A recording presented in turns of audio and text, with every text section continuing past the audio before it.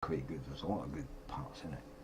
Just a lot of aggravating fucking shit to it, you know, that he could have fixed over, you know, what, a period of a year if they got money. And I reckon they could have went on to, like, you know, colonise fucking other planets, you know what I mean? Putting into them the detail of Mars. You know, you could have a moon base, and then you could have, like, you know, landing on one of the moons of Saturn or stuff like that, you know. But I think it could have been, you know, a nice planet, and you could drill through it. Yeah, what is it? I thought I heard them say tersse. What is it? Yeah, tersse series. Listen, what is it? Not obviously. Oh, wait. Obviously talking to a different tersse. Okay. But you know what I'm saying? Oh, there's different ways that you could have, like, you know, expanded this. You know, you could go for here to, you know, opening a moon base and opening a base in Io or whatever, you know.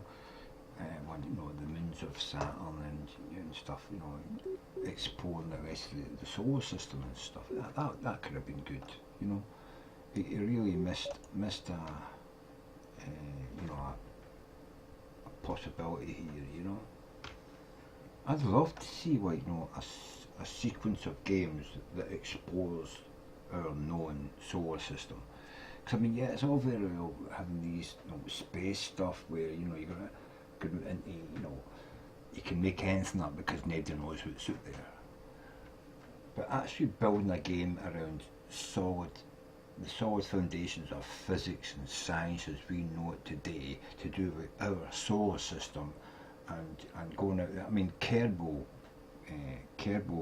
space, Kerbal rocket, whatever it is, you know, it's the closest I've seen to actually, and even that. Yeah, okay, yeah, I know what you're saying. You can't make out what I'm saying. Yeah, well, I don't want to shout because I'll get people in who's sweeping and stuff, right? So I'm trying to be quiet, you know. Anyway, yeah, a solar system, exploring the solar system as we know it, with the physics as we know it, would be maybe not go too much in the way of the Kerbal way, you know, put something in it, falls apart and blows up, you know. But, you know, kind of like this, but not so glitchy and buggy, you know, is what I'm thinking. You know, a game that you can enjoy doing and playing and it looks okay, but doesn't fucking make you want to tear your hair out or shoot somebody or, you know, eat the neighbour's dog, you know what I mean? I'm just saying, you know. I'm just fucking saying, you know. Okay.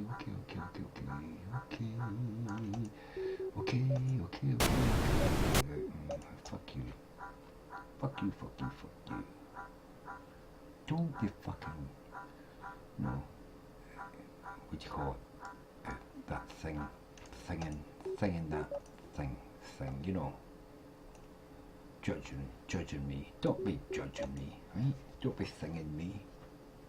Just don't be doing that thinging me and things. You know what I mean? I'm just me. You're just you.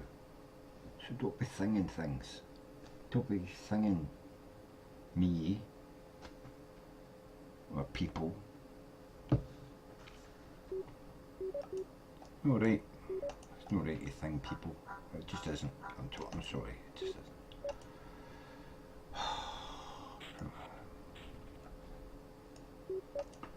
Yeah.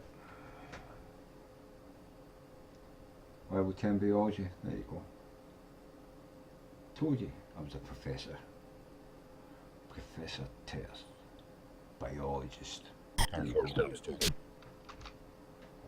Professor Tersse, biologist. Professor Tersse, agriculturist as well. There you go.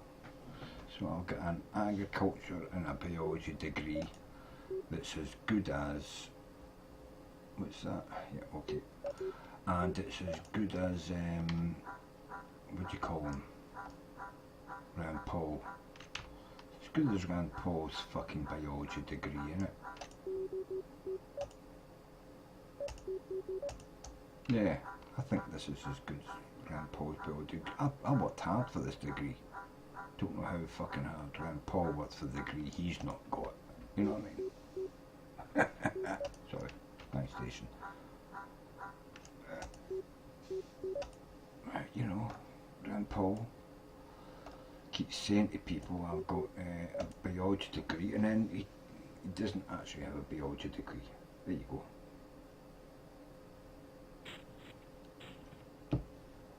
Okay, I've not got a biology degree, but I'm a level 10 biologist, and I'm a level 10 agriculturalist, right? What level biologist is Rand Paul? Does he get a number on his level? I think that's pretty good. 2 level 10s, look. 2 fucking level 10s. Brilliant, right? Go on. Fuck off. Go on. Right. 2 level fucking 10s. I think that's pretty good.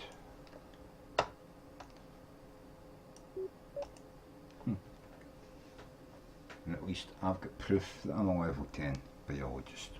Rand Paul, poof, who knows what kind of books he read, you know what I mean?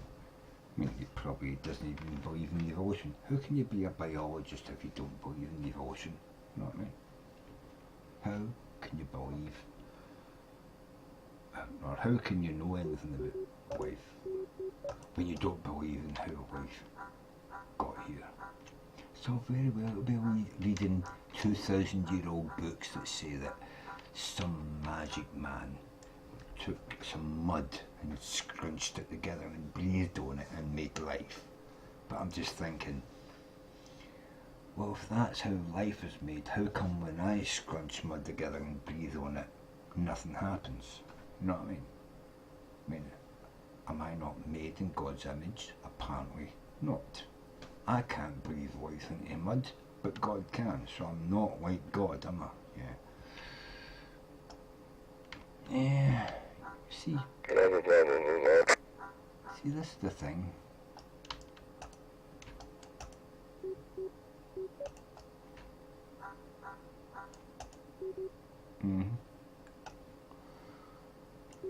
This is the thing, isn't it? Lots of people talk shit about what they believe, but when you actually challenge them on, well, you say this, so this must be true then because it's obvious from this, wouldn't you this, wouldn't you this, and then they turn and say, oh, no, because magic's involved and therefore that and that and that is not connected to that. It's like magic through the bend 2 bits of paper and, you know, you're jumping time and all that, you know, with the physicists, you know like physics, how do you jump from one, how do you travel faster than light from one place in the universe to another? Well, it's like a piece of paper. Instead of travelling across a piece of paper like a line drawn by a pencil, you join the pieces together and you poke through it and you go from one place to the other instantly, and it's like, yeah, that's you look and you go, but the world is not made with that. It's time we're going to switch to manual. The universe isn't a piece of paper, right? The universe isn't a piece of paper. And all these crazy fucking logic people say, no, it isn't a piece of paper. Your magic, your physics, your magic, your science magic doesn't work. But our magic, our book magic from 2,000-year-old goat herders and donkey herders and camel herders in the desert who'd never even seen a steam engine before. Their magic works. Their magic is powerful magic. They have the most powerful magic in the world. Yes, fucking mushrooms. Have you ever eaten a fucking handful of magic mushrooms? I tell you, that's the most powerful fucking magic you ever fucking feel, you know what I mean? That and LSD. I've got to say, LSD is quite powerful. But magic mushrooms, they do have an impact, you know what I mean? From the gut-wrenching throwing up you do before you fucking start tripping, to the fucking, you know, horrible come down headache you have afterwards. You know, magic mushrooms pisses all over the LSD, apart from the one time I took Operation Julie. Well, I actually took Operation Julie LSD about 7 times. But the year and a half that I was taking Operation Julie acid, but in the 70s, fucking hell, that's the best LSD I'd ever taken. It was better than mushrooms. It was fucking better than mushrooms. I even got the chance to take some mescaline powder at one time, and it was too smooth for me. It didn't have an edge to it. The Operation Julie LSD was fucking amazing. It was so smooth and so strong, man. Oh God, it was better than mushrooms. But then again, I think that because the mushrooms they're quite toxic as well. You've got to be careful with the mushrooms. You eat too many, you throw up, and then it makes you feel ill, and you know you're suffering from dehydration because you're thrown up. So you're obviously not going to get as good a trip when you're feeling ill, because that affects how your trip goes. I don't even know. I'll talk about it anyway. Magic books on magic. Books on fucking magic. Let's sort out getting this. Sorry, I don't even know where I'm going now. This is why I call this an adult fucking channel. Shut up! Stop asking me if I'm here. Yes, Tess is here. What the fuck? Where am I? Have I got? I've got nothing in my. Okay. I need food and drink. I'm dying. I need food and drink. Quick. I've got to get food and drink before I die. I sat here talking bullshit, talking crap. Please, give me a drink, give me a meal. Right. Take a drink. I don't have my fucking... No, I don't. Good. I drink. I'm not going to die, thank God for that. I am not going to die. I'm so fucking happy. I'm not going to die. Beans and frogs, mate. Beans and frogs. Frogs and beans, best pals forever. A naked frog and a naked bean.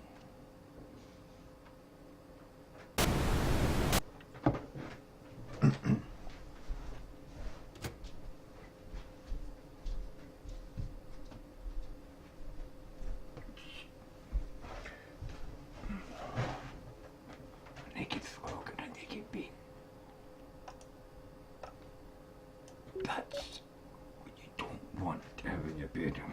Naked frogs and naked beans dancing together, you know what I mean? Laughing and joking and pointing at you and saying, ha ha ha, look at you. You do not want that in your bedroom, I tell you. Get out, beans, get out, frogs, go away, you know?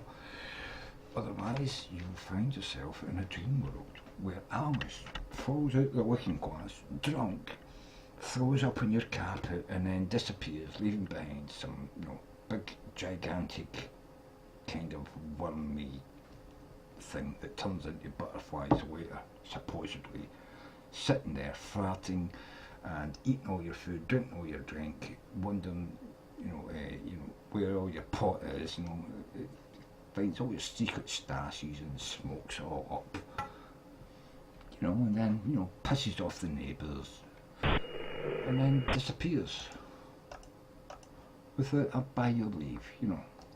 This happens all the time in my house. I've got to say, I'm getting pissed off with it. I've complained to the fucking, you know, the council, but apparently they don't know any giant caterpillars or half-naked teenagers dressed in nurses' uniforms that are running about willy-nilly everywhere, jumping in and out of people's houses. Apparently it's only me that's seeing them. The council recommended I see a doctor. I said I've seen enough things as it is without seeing doctors as well.